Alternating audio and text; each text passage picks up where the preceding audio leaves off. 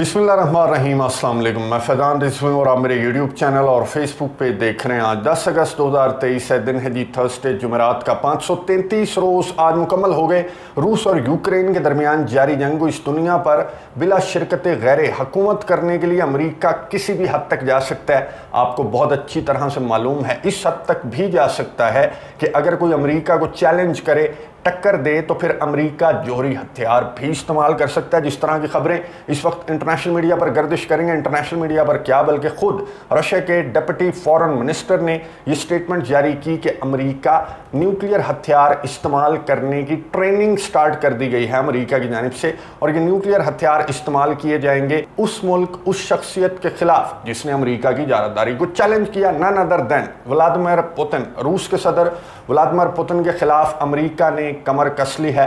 10,000 जो फौजी है वो नेटो के बॉर्डर पर बेलारूस के साथ तैनात करने का फैसला भी सामने आ चुका है। डिटेल्स आपके सामने रखूंगा। और ये फैसला कुन वक्त है रूस के सदर व्लादिमीर पुतिन के लिए, जिन्होंने अकेले चैलेंज किया इस पूरे हाई नाश के टोले को। इनके पास ताकत है, इनके पास पैसा है, और फिर इन्होंने एक हाई नाश का ये टोला बना लिया, तो ये पूरी दुनिया को डिक्टेट करते फिरते हैं और पूरी दुनिया जो है वो इनके दबाव में आ जाती है। क्यों ना आए पूरी दुनिया इनके दबाव में। अमेरिका और उसके इत्तेहादी नो डाउट बहुत ज़्यादा पावरफुल हैं और ये अपनी ताकत को, अपने पैसे को नाजायज़ इस्तेमाल करते हैं।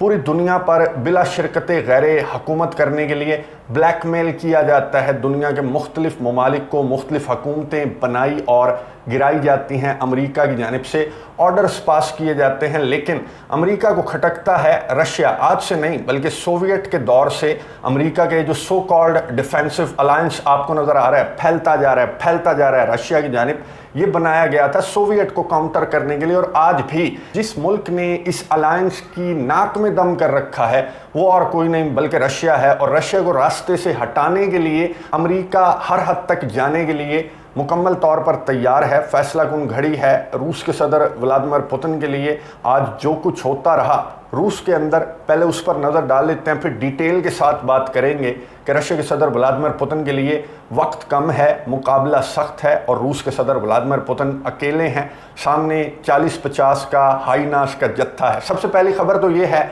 कि यूक्रेन ने एक मरतबा फिर से रूस के दारुल हुकूमत मॉस्को को टारगेट करने की कोशिश की। दोबारा से 2 ड्रोन्स भेजे गए और उसी इमारत की जानिब, रशिया के डिफेंस मिनिस्ट्री के तर्जमान ने बताया कि उसी इमारत की जानिब ये दोनों ड्रोन्स जो हैं वो यूक्रेन की जानिब से भेजे गए थे। पहले भी इस इमारत को 2 मरतबा टारगेट किया जा चुका है यूक्रेन की जानिब से। 2 मरतबा जो यूक्रेन के ड्रोन्स हैं वो IQ टावर, जो मॉस्को के अंदर बहुत ऊंची इमारत है, 50 मंजिला तकरीबन ये इमारत है। इसको पहले भी यूक्रेन इसके पीछे लगा, बिल्कुल वैसा ही हमला जिसे रशिया ने करार दिया था कि ये वर्ल्ड ट्रेड टावर पर जिस तरह का हमला हुआ, उस तरह के हमले यूक्रेन की जानिब से, और रशिया ने इसे दहशतगर्द हमला, टेररिस्ट अटैक का नाम दिया था। एक मरतबा फिर से इसी IQ टावर को टारगेट करने की कोशिश की यूक्रेन ने, और रशिया के डिफेंस मिनिस्ट्री के तर्जमान ने कहा कि हमने दोनों के दोनों जो यूक्रेन के ड्रोन्स हैं जो IQ टावर की जानिब बढ़ रहे थे, हमने उन्हें मार गिराया, तबाह कर दिया। ना सिर्फ मॉस्को बल्कि क्राइमिया की जानिब बढ़ते हुए 11 ड्रोन्स को रशिया के डिफेंस मिनिस्ट्री ने कहा कि हमने मार गिराया ब्लैक सी के अंदर जाकर। ये 11 के 11 ड्रोन्स, और कुछ रिपोर्ट्स के मुताबिक तो 1 दर्जन से ज़्यादा ड्रोन्स भेजे गए थे जिनका टारगेट था क्राइमिया, और रशिया ने इन ड्रोन हमलों को नाकाम बना दिया है। तो वो ड्रोन हमले थे जो कि नाकाम बनाए गए रशिया की जानिब से गुज़िश्ता 24 घंटों के दौरान। अब आ जाते हैं यूक्रेन के वो हमले जो कि सक्सेसफुल रहे। एक तो ये आपको वीडियो नज़र आ रही होगी, मॉस्को का रीजन है, ये रीजन जॉर्जिया के करीब है, ब्लैक सी के जो सी ऑफ अज़ोव है उसके भी करीब है, और जो कर्च स्ट्रेट ब्रिज है उसकी साइड पर ये रशिया का रीजन आता है, जहां पर एक मिलिट्री फैसिलिटी को टारगेट किया।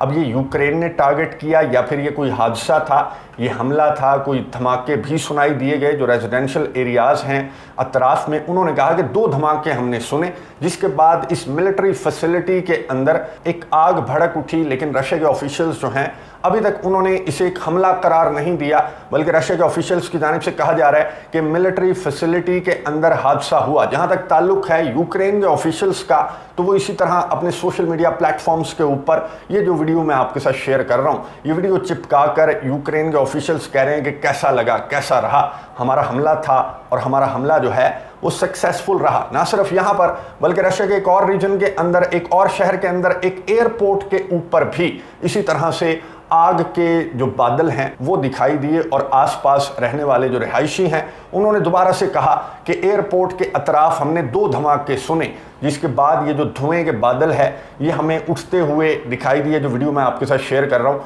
ये एयरपोर्ट को टारगेट किया गया यूक्रेन की जानिब से, और यूक्रेन के ऑफिशियल्स भी उसी तरह की स्टेटमेंट्स जारी कर रहे हैं कि कैसा लगा हमारा हमला, कैसी थी आग, कैसा हमने रशिया को सरप्राइज दिया। और यूक्रेन के ऑफिशियल्स नहीं बल्कि यूक्रेन के सदर व्लादिमीर ज़ेलेंस्की ने भी एक स्टेटमेंट जारी की, और यूक्रेन के सदर व्लादिमीर ज़ेलेंस्की ने कहा कि हमारी मजबूरी है, जंग को रशिया की तरफ मोड़ देना हमारी मजबूरी था। मजबूरी तो आपकी था क्योंकि काउंटर ऑफेंसिव से तो कुछ भी नहीं निकल रहा, आपने पूरा जोर लगाकर देख लिया, और जब आपको पता लगा कि यहां हमारा काम नहीं है काउंटर ऑफेंसिव में, तो आपने रशिया पर, डीप इनसाइड रशिया, मॉस्को पर, क्राइमिया पर हमले स्टार्ट कर दिए। खैर, यूक्रेन के सदर व्लादिमीर ज़ेलेंस्की ने कहा कि हमारी मजबूरी थी कि हम जंग को रशिया की जानिब मोड़ दें, सो हमने मोड़ दिया। अभी तो ये आगाज़ है, आगे आगे देखें कि रशिया को किस तरह के सरप्राइजेस मिलते हैं यूक्रेन की जानिब से। और फिर से यूक्रेन के सदर व्लादिमीर ज़ेलेंस्की ने कहा कि हम अकेले कुछ भी नहीं हैं, हम बहुत ज़्यादा शुक्रिया अदा करते हैं अपने इत्तेहादियों का, अपने एलाइज, अपने पार्टनर्स का,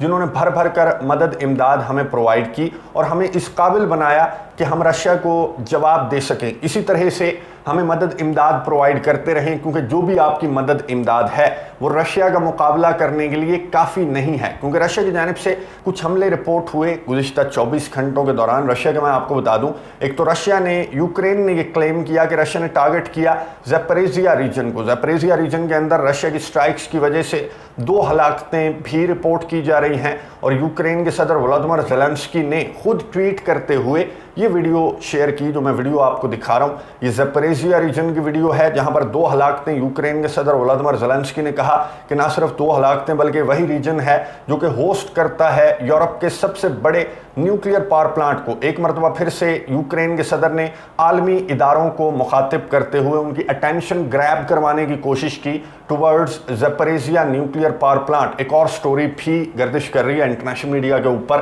कि ज़ैपोरिज़िया पावर प्लांट की सिक्योरिटी दे रखी है रशिया ने, आज से नहीं बल्कि पिछले 6-8 महीनों से ज़ैपोरिज़िया न्यूक्लियर पावर प्लांट की सिक्योरिटी है चेचन्स के हाथ में। चेचन्स सिक्योर कर रहे हैं ज़ैपोरिज़िया के न्यूक्लियर पावर प्लांट को और इसे महफूज बनाए हुए हैं यूक्रेन के किसी भी हमले से। और यूक्रेन ने दर्जनों हमले करने की कोशिश की ज़ैपोरिज़िया के न्यूक्लियर पावर प्लांट के ऊपर, और दर्जनों के दर्जनों हमलों को नाकाम बनाने वाला और कोई नहीं बल्कि जो चेचन फाइटर्स हैं वो यहाँ पर एलीट चेचन फाइटर्स तैनात कर रखे हैं। ये अल जज़ीरा की स्टोरी है, और अल जज़ीरा ने एक वीडियो भी जारी की है जिसमें देखा जा सकता है कि चेचन फाइटर्स किस तरह से ज़ैपोरिज़िया के पावर प्लांट को महफूज बना रहे हैं। एक तो ये हमला रशिया की जानिब से यूक्रेन ने क्लेम किया जिसमें 2 हलाकतें हुई, और दूसरा हमला ये लवीव के साथ एक रीजन पर रशिया ने हमला किया और एक ऑयल फैसिलिटी को टारगेट किया रशिया ने इस हमले के दौरान, जो कि लवीव आपको मालूम है कि सप्लाई रूट है यूक्रेन के लिए। जो भी असलहा, गोला बारूद, मदद इमदाद आती है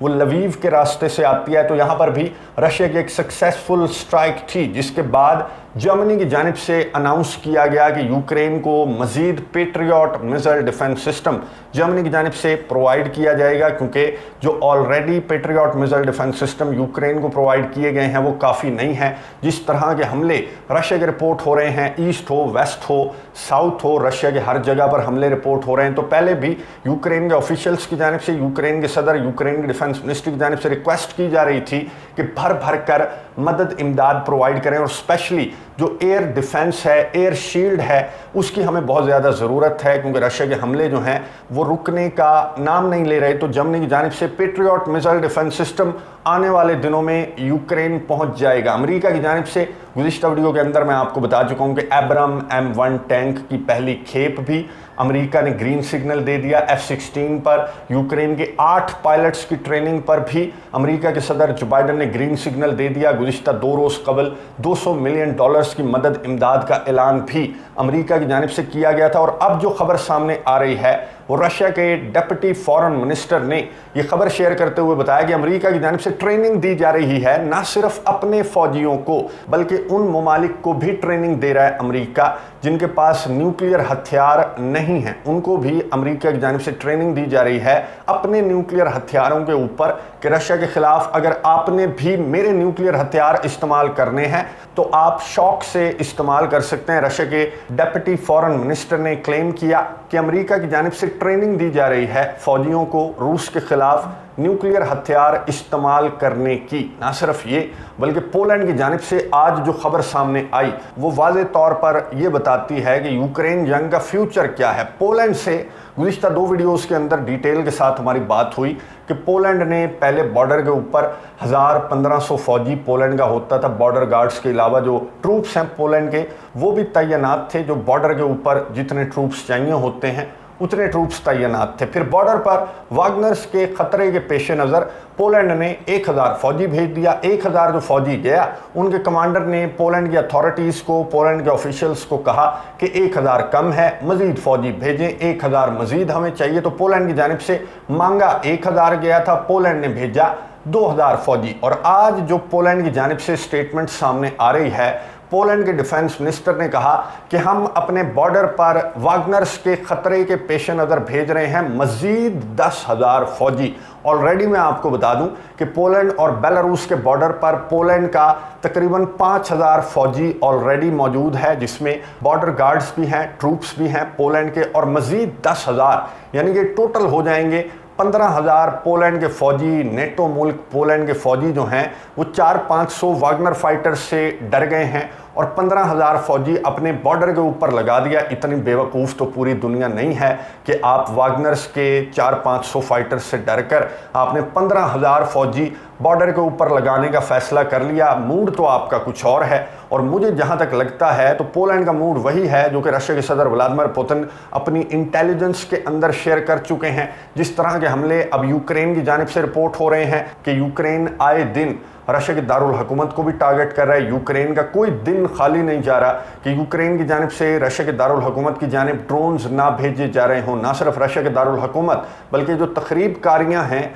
वो रशिया के कोने कोने के अंदर, ये किसकी तखरीबकारियाँ हैं वो आप अच्छी तरह से समझते हैं। क्राइमिया को भी दर्जनों ड्रोन्स भेजकर यूक्रेन डेली टारगेट करने की कोशिश करता है। अब रशिया का एयर डिफेंस सिस्टम जो है वो किसी दिन अगर चूक गया, और दरमियान में हमने देखा कि कर्च स्ट्रेट ब्रिज भी हिट हुआ, और ये जो हादसात हैं जिन्हें हादसात का नाम दिया जा रहा है, यहाँ पर भी यूक्रेन की तखरीबकारी कामयाब दिखाई दे रही है। IQ टावर को 2 मरतबा यूक्रेन के ड्रोन्स हिट कर चुके हैं। तो जिस तरह के हमले यहाँ पर यूक्रेन के हैं और जिस तरह के ऐलानात अब अमेरिका और उसके इत्तेहादियों की जानिब से F-16 तक के ऐलानात सामने आने लगे हैं, तो अब पोलैंड को बहुत अच्छी तरह से मालूम है कि आने वाले दिनों में रूस के सदर व्लादिमीर पुतिन की जानिब से कुछ सख्त अहकामात भी यूक्रेन के खिलाफ दिए जा सकते हैं। तो जस्ट इन केस पोलैंड ने अपने बॉर्डर के ऊपर बिठा दिया है 15,000 फौजी, और ये फौजी कहाँ पर उतारेगा पोलैंड, ये आप खूब अच्छी तरह से समझते हैं। पोलैंड का प्रोग्राम है इन फौजियों को वेस्टर्न यूक्रेन उतारने का। अगर रशिया की जानिब से यूक्रेन के हमले देखते हुए, यूक्रेन के लिए ऐलानात देखते हुए अगर रशिया की जानिब से कुछ सख्त अहकामात सामने आते हैं, या फिर रूस के सदर व्लादिमीर पुतिन अपनी आर्मी को ऑर्डर्स जारी करते हैं किसी बड़े हमले का या फिर यूक्रेन को कंट्रोल करने का, तो पोलैंड ने पहले से 15,000 फौजी बिठा दिया कि पोलैंड जो हिस्टोरिकली क्लेम करता है वेस्टर्न यूक्रेन को, वो वेस्टर्न यूक्रेन लेकर पोलैंड 9-2-11 हो जाएगा। और दूसरा ऑप्शन ये है कि जिस तरह की तैयारियां नेटो की नज़र आ रही हैं, जिस तरह के ऐलानात नेटो के नज़र आ रहे हैं, जिस तरह से न्यूक्लियर हथियार इस्तेमाल करने तक की ट्रेनिंग भी दी जा रही है नेटो की जानिब से उस रशिया के खिलाफ जो कि अमेरिका की डिक्टेशन में नहीं आता, तो जिस तरह की खबरें ये गर्दिश कर रही हैं, तो दूसरा ऑप्शन ये भी हो सकता है कि रशिया की जानिब से व्लादिमीर पुतिन की जानिब से वागनर्स को जो सवाल की गैप है वहाँ पर उतरने के भी अहकामात दे दिए जाएं। सिचुएशन बहुत ज़्यादा क्रिटिकल है, बहुत ज़्यादा टेंशन्स हाई हैं, ना सिर्फ यूक्रेन के बॉर्डर पर बल्कि बेलारूस और पोलैंड के बॉर्डर पर भी।